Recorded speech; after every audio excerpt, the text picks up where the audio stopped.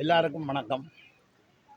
இங்கே நான் இந்த பாடசாலையில் கல்வி கற்றவர் என்ற வகையிலும், இந்த பழைய மாணவர் சங்கத்தின் ஒரு உறுப்பினர் என்ற வகையிலும் நான் இங்கே இந்த விளக்கங்களை இந்த பாடசாலையில் என்ன நடந்தது என்பதை நான் தெளிவாக இங்கே எல்லாருக்கும் சொல்லி வைக்க வேண்டும்.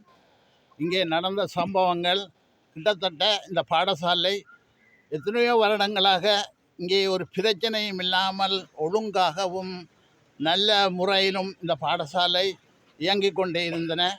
அந்த வகையிலே இந்த பாடசாலையை குழப்ப வேணுமென்ற விசமிகளால் இந்த பாடசாலையினுடைய நல்ல திட்டங்களை எல்லாம் அவர்கள் குழப்பிக்கொண்டே இருந்தார்கள். அந்த வகையிலே அவர்களை நாங்கள் இனங்காண வேணும். ஏனென்று சொன்னால், கிட்டத்தட்ட 1.5 வருடமாக ஒரு ஆசிரியர் இந்த பாடசாலைக்கு வந்திருந்தார். அவர் இந்த பாடசாலையிலே வந்த காலம் துவக்கம் இங்கே குழப்பமும் கூத்தும் பிரச்சனையும் தான் இங்கே நடந்து கொண்டிருந்தார்.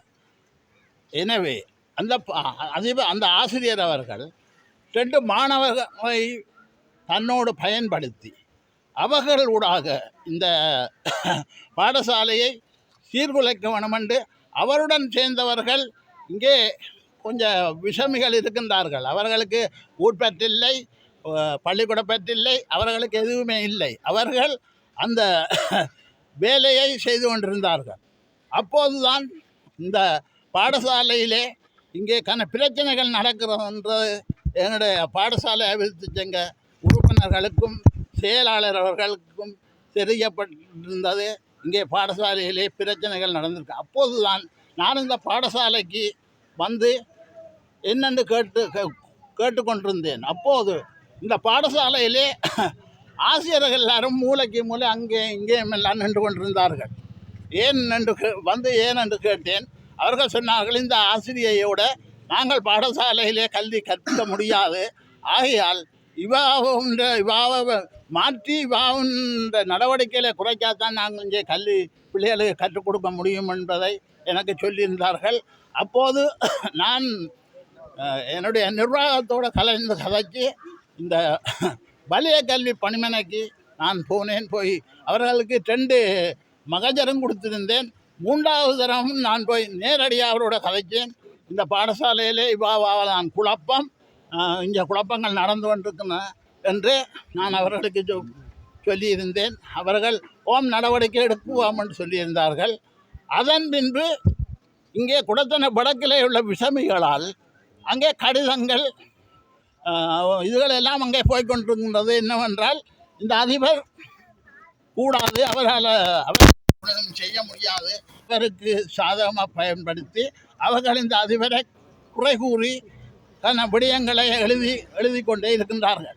அப்போது நான் அப்போது ஒரு அதிர்ச்சியான ஒரு தகவல் ஒன்று வருகின்றது. என்னென்றால், அதிபரை கோட்டை கல்விக்கு வரும்படியாக அவர்கள் கூப்பிட்டிருக்கின்றார்கள். அப்போது நான் உடனடியாக எனக்கு அந்த தகவல் கிடைத்ததும் நான் உடனடியாக என்னுடைய நிர்வாகத்துக்கு சொல்லியிருந்தேன், ஆளுநரை போய் சந்திக்க வேண்டும் என்று. அந்த வகையிலே ஆளுநரை முதல் தடவை என்னுடைய ஒரு மகஜருடன் நான் போயிருந்தேன். அப்போது அந்த செயலாளர் அவர்கள் எங்களை திருப்பி விட்டார்கள். ஏனென்றால், இந்த மகஜர் நீங்கள் ஆளுநரை சந்திக்க முடியாது என்று. அப்போ நான் திரும்பி வந்துவிட்டேன். 2ஆம் தரமும் இங்கே குழப்பங்கள் கூத்துகள் நடந்து கொண்டிருக்கின்றன. அப்போது 2ஆம் தரமும் நான் அங்கே போயிருந்தேன். போய் ஆளுநரை சந்திக்க வேணும் என்று அடம் பிடிச்சும் அவர்கள் சந்திக்க விடவில்லை. திரும்பவும் இங்கே ஒரே ஆசிரியர்மார் எல்லாரும் பிள்ளைகளுக்கு கல்வி கற்பிப்பது இல்லை, பிள்ளைகள் சும்மா அங்கே இங்கே திரிகிறார்கள். இவர்கள கூத்து தான் இங்கே நடந்து கொண்டிருக்கின்றன. ஆகையால் நான் 3ஆம் தரம் ஆளுநரை தொடர்ந்து விடுங்க அவர்கள் கூட நான் அங்கே ஆளுநரை சந்திக்க போயிருந்தேன். அப்போது எனக்கு சொல்லப்பட்டது என்னென்றால், ஆளுநரை சந்திக்க முடியாது, நீங்கள் திரும்பி போங்க என்று. அப்போது நான் சொன்னேன், ஆளுநரை சந்திக்காமல் நாங்கள் இங்கே இருந்து போக மாட்டோம், நான் ஆளுநரை இன்றைக்கு சந்தித்து தான் ஆக வேண்டும் என்று. அப்போது தான் எனக்கு தெரிந்தவர் ஒருவர் அங்கே நின்று கொண்டிருந்தார். அவர் வந்தார். அவருக்கு நான் சொன்னேன், இப்படி ஆளுநரை கட்டாயமுடைய சந்திக்க வேணும் என்று. அப்போது அவர் கதைத்து போட்டு உடனடியாக எனக்கு வந்து சொன்னார், உங்களை ஆளுநர் சந்திக்கின்றாராம், நீங்கள் வாங்கணும். அப்போது நான் இருக்க உடனே ஆளுநர் வந்து இருந்து கொண்டு என்னை எங்களை கூப்பிட்டார்கள் வர சொல்லி. அப்போது நான் 4 பேர் இருந்தால் நாங்கள் போயிருந்தோம்.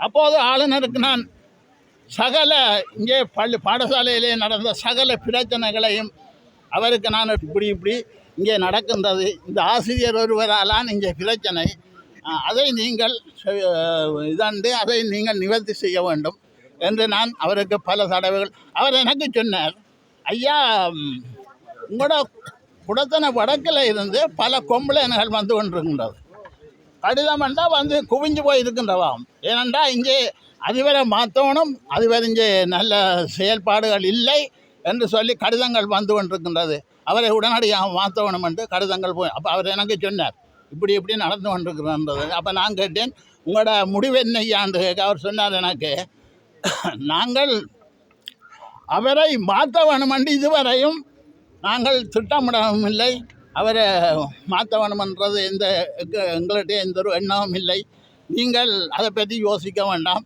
என்று சொல்லி சொன்னார். அப்போது நான் சொன்னேன், உங்களை நம்பித்தான் சார் நாங்கள் போகிறோம், இந்த மாற்றங்கள் ஒன்றும் செய்ய வேண்டாம் என்று அவருக்கு நான் சொல்லி வச்சு போட்டு நாங்கள் வந்துட்டோம்.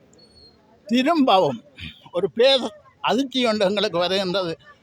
என்ன என்று சொன்னால், இந்த அதிபர் அவர்களை தற்காலிக இடமாற்றம் செய்யப்பட்டுள்ளது என்று எனக்கு ஒரு அதிர்ச்சியான செய்தியை தந்தார்கள். அப்போது நான் மிகவும் கவலைப்பட்டு இந்த பாடசாலைக்கு வந்து கேட்டேன், என்ன நடந்தது என்னன்னு கேட்கும் பொழுது அவர் இப்படி சம்பவங்களை சொன்னார் எனக்கு. அப்போது நான் சொன்னேன், இங்கே யார் பொறுப்பெடுக்க போகின்றார்கள் என்று. ஆனால் நான் வந்த சமயத்தில் எல்லாரும் சொன்னார்கள், என்னடா பொறுப்பெடுக்க ஒருத்தன் நாங்கள் மாட்டோம் என்று சொன்னார்கள். அப்போது இந்த 5ஆம் ஆண்டு ஸ்காலர்ஷிப் வகுப்புக்கு இன்னும் 2 மாதம்தான் இருக்கின்றது ஸ்காலர்ஷிப் டெஸ்ட்டுக்கு. அந்த 5ஆம் ஆண்டு படிப்பிக்கிற ஒரு ஆசிரியர், நான் அப்பட்டமாக சொன்னேன், அவர் அந்த டீச்சர்ஸோடு சேர்ந்தவர் தான். அவரும் சேர்ந்து தான் அவரும் சொன்னார், நான் பொறுப்பெடுக்க போகிறேன் என்று. நான் சொன்னேன், அது உங்களோட விருப்பம், நீங்கள் பொறுப்பெடுத்தாலும் விட்டானே அது உங்களோட விருப்பம் என்று நான் அதோட கதையை முடித்துவிட்டு திரும்பவும் அவர் பொறுப்படுத்திருக்கின்றார். இப்போது இந்த ஸ்காலர்ஷிப் வகுப்பு படிக்கிறவர்களின் நிலை என்ன, அவர் 2ஐயும் பார்க்க முடியுமா? அப்போ எங்களுடைய பிள்ளைகள் இந்த ஸ்காலர்ஷிப் இதில் பாஸ் பண்ண முடியாத சூழ்நிலை தான் இருக்கின்றது. அந்த சூழ்நிலையிலே அவர்கள் இந்த துரோகத்தனமான செயலை ஏன் செய்கின்றார்கள்? கல்வி கோட்டமாக இருந்தாலும் சரிதான், கல்வி வலயமாக இருந்தால் எங்களோட குடத்தன வடக்கு பிள்ளைகள் படிக்கக்கூடாது என்ற நோக்கத்துக்காகத்தான் இதை செய்து கொண்டே இருக்கின்றார்கள். ஆகையால் நான் இவைகள் இந்த நடவடிக்கைகளை